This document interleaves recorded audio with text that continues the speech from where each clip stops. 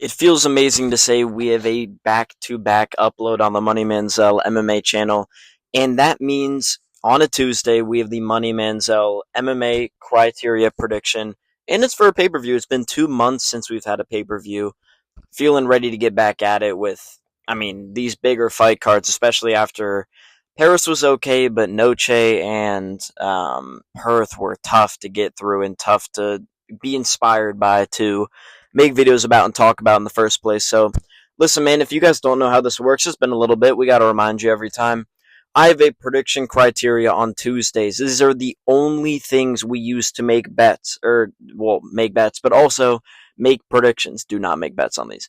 And we don't use anything else. We don't give a fuck about your skill. We don't care about your past opponents. We are solely looking at these criteria markers. So, autism, you need autism.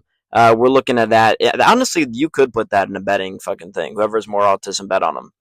Aura slash TikTok edit ability. I feel like this is a big one. Can go both ways. A little trickier to predict, but you get what I mean.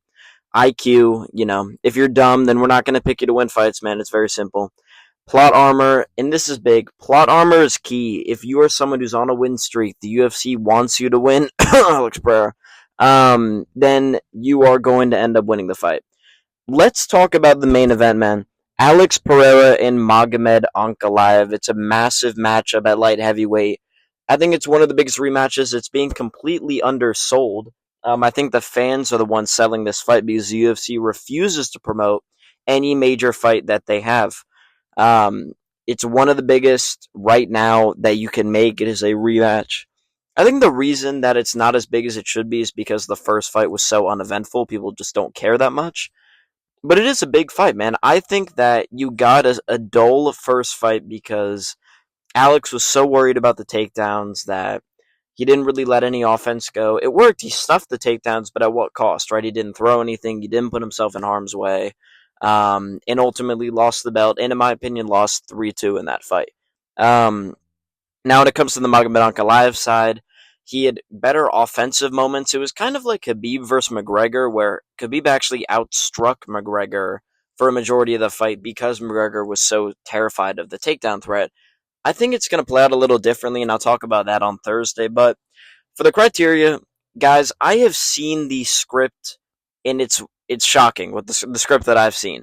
Listen, think back to any time the UFC has needed someone to win a fight, and the fight ends up close, and somehow the scorecards go their way.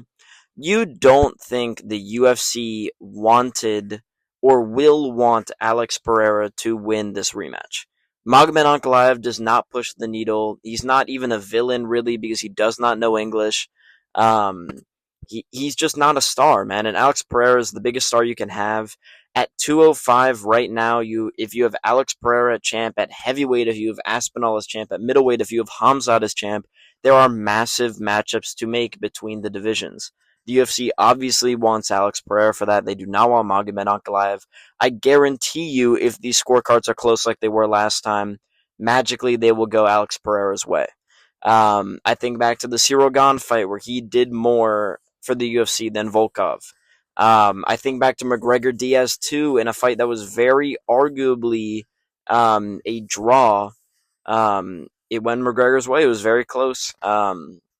There's a bunch of other examples in history where the very close fights have gone the UFC's way. I will say the one that hasn't was in Ngannou versus Gane, but that was a close one. Kind of you just had to give it to him. But I'll just say there's kind of a history of these close fights going the way the UFC would prefer. I could see a scenario where Alex wins a very close decision here. I do believe that he might finish Ankalaev, but the TikTok edits are way harder. We will be yelling Shama at the press conference. We are poetards. Anyways, shout out Alex Pereira. Co-main event: Merab Dvalishvili versus Corey Sandhagen. Listen, Merab is coming off of a win over Sean O'Malley in June. I can't believe that rematch was even made. But a win over Sean O'Malley in June. He beat Umar in January, then Sean O'Malley that previous September. Merab's activity as champ needs to be noted, by the way. He's been very active as a champion. I love to see it. Corey Sandhagen's coming off the win versus Figgy in, I believe, early May. It may have been late April, but I believe early May. and then a loss to Umar Nurmagomedov before a win to Rob Font. Um, listen, guys, I'm not moved by Corey Sandhagen. I'm not a beakers and test tubes type of guy. I fuck with. Hey guys, please, why are you booing? What are you booing before the fight happens? Please, guys, come on, you have to be man. Come on, please watch me lay on Corey for 5 rounds. Listen, Marab is going to fail 30 takedowns. He wins fights by failing takedowns. He legitimately aura farmed his way into beating Umar Nurmagomedov. I beg everyone rewatches the Umar fight.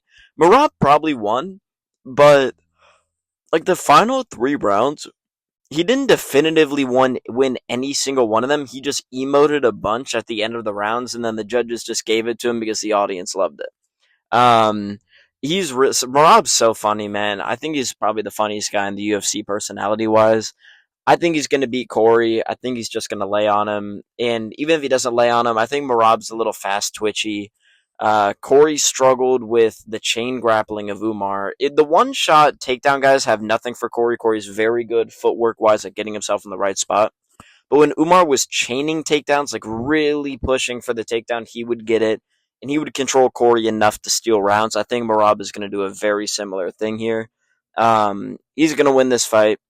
Um, get away. And also, man, Corey Sandhagen's gonna wear like some fucking. He's gonna wear like a denim jacket with like fucking Wu-Tang clan on it or some shit on the back. Marab's gonna pull up in like the Sean O'Malley jacket, like a fucking America themed pant leg. He's gonna do some cooler shit. I feel like aura wise, we have to give this to Marab. Whole lot of yapping, whole lot of nonsense from Marab at the press conference. We'll be cheering for him. I think Marab wins it, man.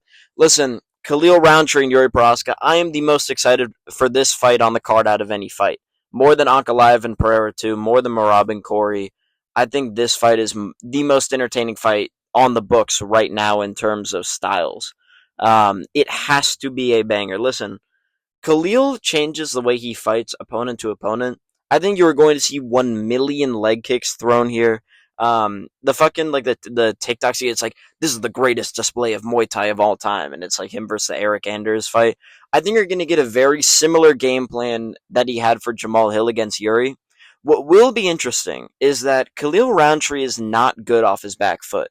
He likes to be the guy who is controlling the octagon the entire time, landing the leg kicks. He can set up his big overhands and set up the straight lefts. When it becomes a problem is when he has to go into the fire. And chin for chin, I don't know if Khalil wins a lot of those chin battles. I will say that Alex Pereira hit him with everything and couldn't knock him down. It was the body shot that ended up actually putting him down in the end. Um, I'm gonna pick Khalil because I love Khalil, man. I've listened to his fucking Joe Rogan podcast. I get all the TikTok edits. Of course, I like all of them. The secret truth is that Yuri still doesn't know how to check leg kicks. He just kind of out samurais his way. I bring no leg kick defense to this fight. Yes. And I also bring diploma from university in Czech Republic. Um, anyway, he just kind of walks forward through the leg kicks. He's like dying with his legs in pain, and he just can kind of hit you a couple times and knock you out. Very possibly could happen. I think Khalil is going to try and really batter the leg kicks early.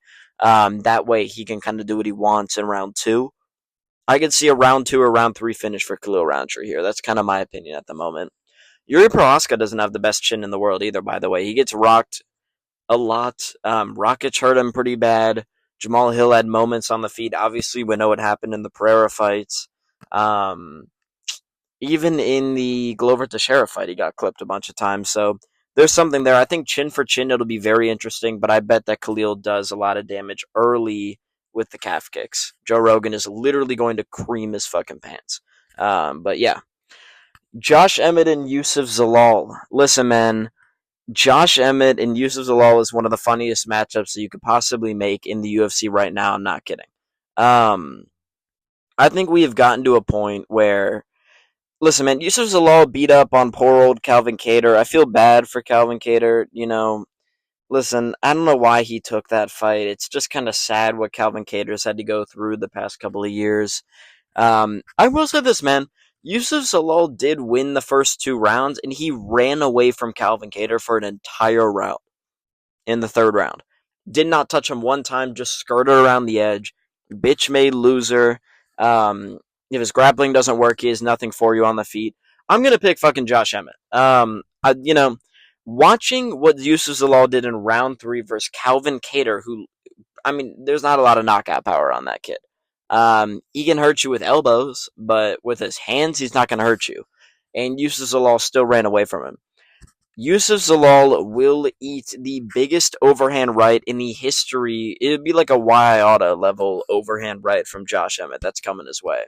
It is genuinely going to be the right hand of misery, suffering, and pain that Josh Emmett is going to bring his way. Um, it's going to be insane, man. First round, first 3 minutes, I think he's just going to land a massive right hand. Josh Emmett's due. We understand the cycle of Josh Emmett. He's going to be doing this in 10 years from now. He's due for an overhand right KO. It's going to happen. There's nothing Yusuf Zalal can do to avoid it. And that is just life, man. Shout out to Frank Sinatra. That is what he is. That's what's going to happen to him. Right hand to the chin, sleep, unconscious, separated from existence. It's going to be interesting, man. I can't wait for it. Final fight on the main card: Joe Pyfer and Abus Magomedov. I cannot believe that Abus Magomedov is a ranked middleweight. Abus Magomedov has beat Michel Pereira. Okay. Fucking who did he beat before that? Diego Ferreira, I think. I don't completely remember who he beat. I believe it was Diego Ferreira that he beat.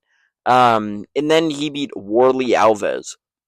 Fucking congratulations on that 3-fight win streak, brother. That gets you ranked at 185 now. The division that has had Anderson Silva, Israel Adesanya, Alex Pereira as champion, Robert Whitaker. This division now is Abus Magomedov ranked over beating a guy that just lost to someone with one career knockout. Kyle Dawkins, I believe, had one career KO before KOing Michel Pereira. And Abus couldn't finish him, by the way. We are going with Joe Pyfer here, and I'll tell you why. I have personally heard rumors that Joe Pyfer has designated and dedicated this fight in honor of Charlie Kirk. He witnessed what happened. Joe Pyfer is bringing a lot of angry, zero body cam footage allowed energy to this fight. He will genuinely be nuking Abus Magomedov in this fight with a right hand. It's sad to say, it's sad to see, but it's gonna happen. So we just got to kind of deal with it as it comes. It is what it is. Shout out to Joe Pyfer. He's gonna do it for all the disenfranchised white people in the world. There's gonna be a lot of angry whites in the crowd that are gonna be watching that one. And Joe Pyfer is genuinely gonna kill Abus Magomedov. I'm not trolling. That is actually what's gonna happen. If he really carries this anger into the fight, Abus has zero chance of success. It's not going to happen.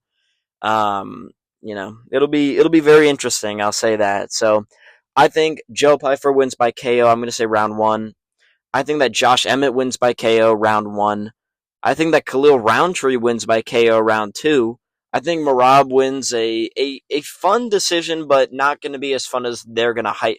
It's going to be a fight that you hear the press conference, you're like, oh shit, this is going to be a banger. I can't wait for this. Corey's talking so much shit. He's saying that Marab hasn't faced anyone like him before, which isn't true.